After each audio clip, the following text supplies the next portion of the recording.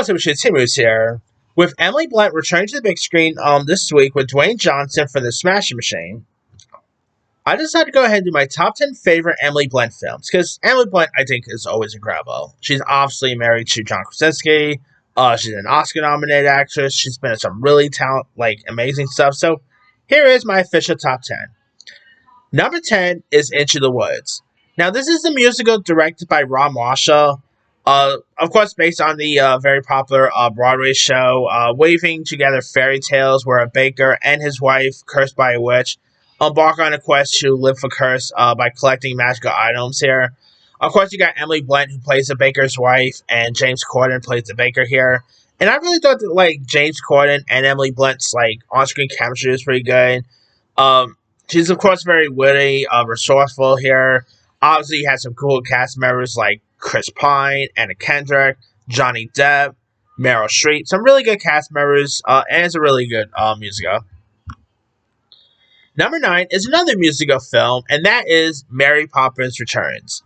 Also directed by Rob Marshall, who gave us Into the Woods.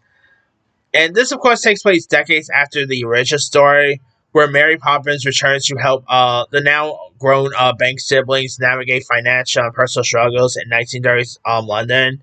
And Emily Blunt, obviously, Mary Poppins will always be Julie Andrews, who, by the way, Julie Andrews turns literally 90 this week. Happy birthday to Julie Andrews, legend right there.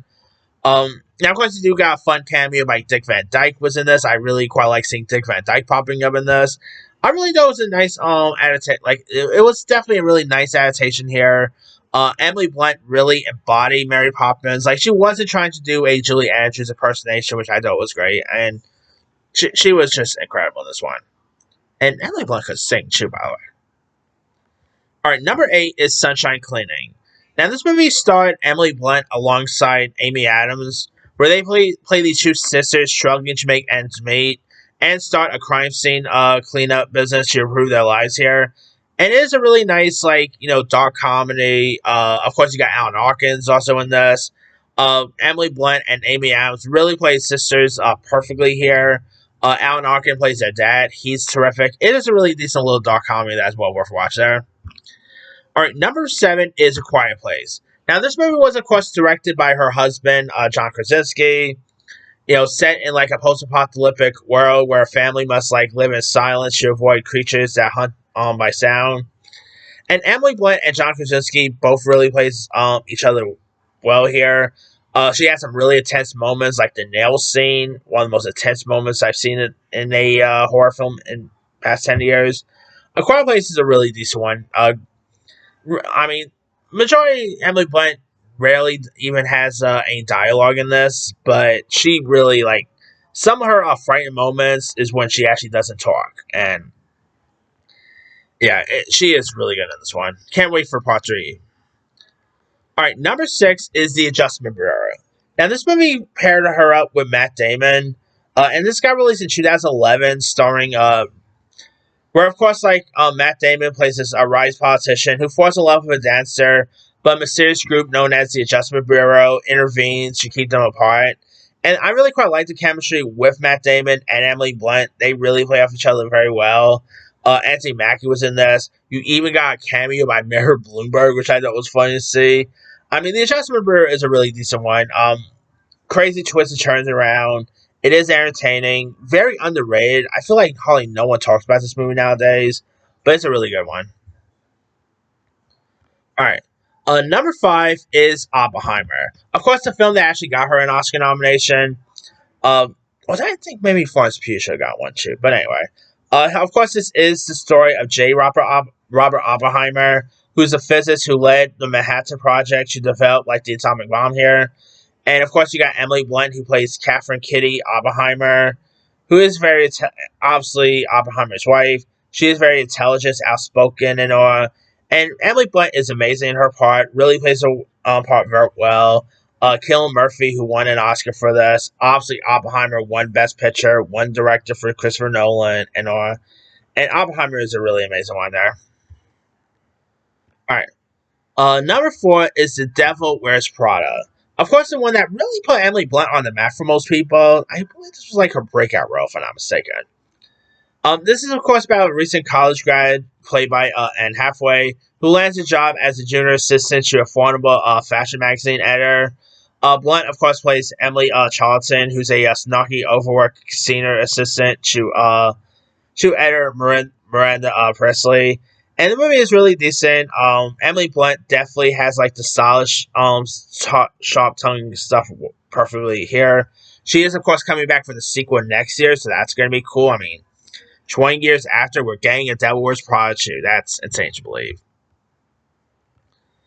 Actually, next year is going to be a pretty cool year for Emily Blunt. Like, she has both Devil Wears Prada 2 and she has a Spielberg movie coming out, so that's going to be pretty cool.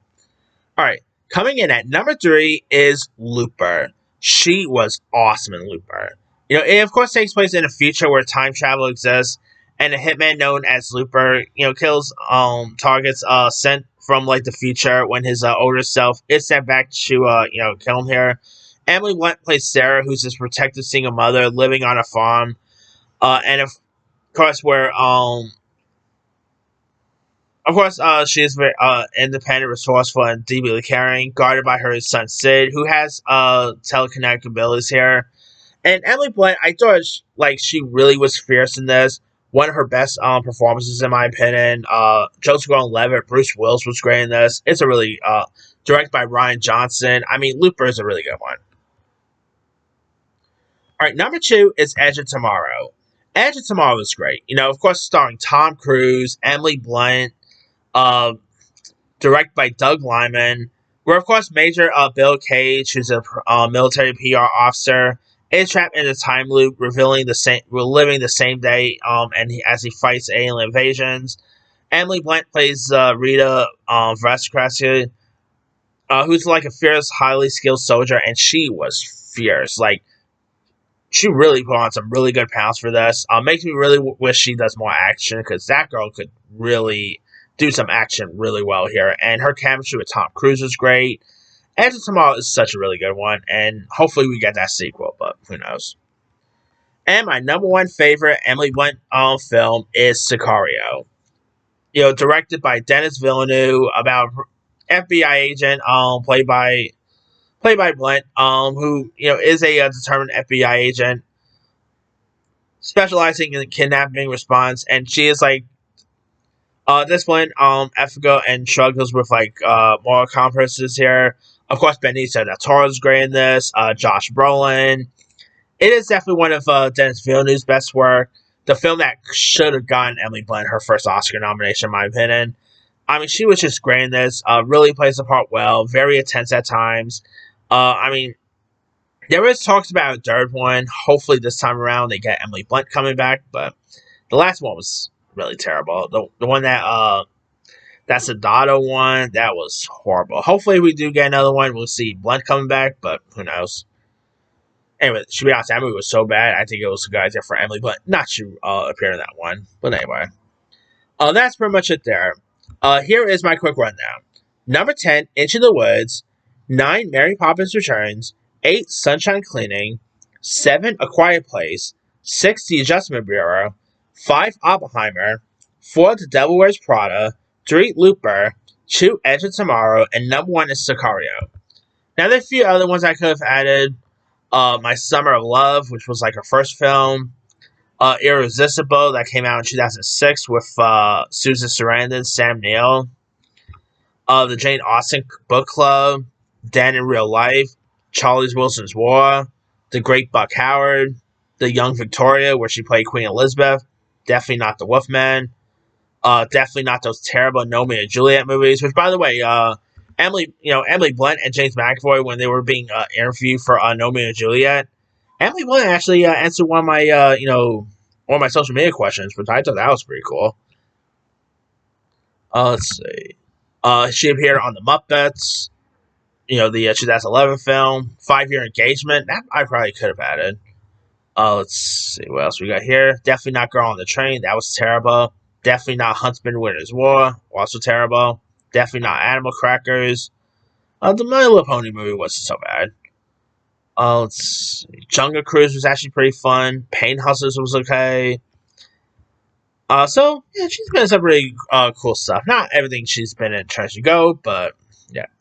Anyway, let me ask you guys, what are some of your favorite Emily Blunt films? Drop comments below. Don't forget to like, subscribe, hit that bell for notification. This is Tim.